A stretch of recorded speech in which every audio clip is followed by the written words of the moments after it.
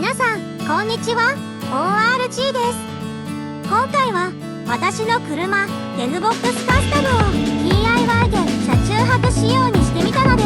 ぜひ最後までご覧ください。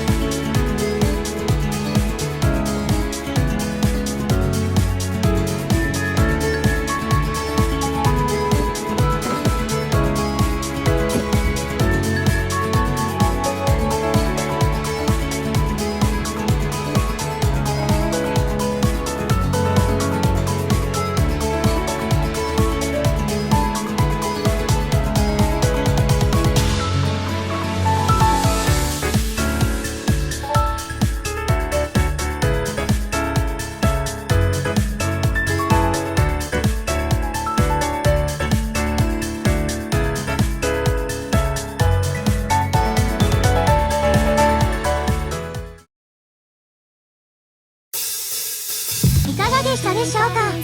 N-Box に合わせた車中泊キットを DIY で作った様子をお送りしました。今回は軽量で加工がしやすい塩ビパイプを使って製作してみましたが、耐久性や耐荷重が不安なところもあるので、金属製のフィレクターパイプを使った方が安心感はありますね。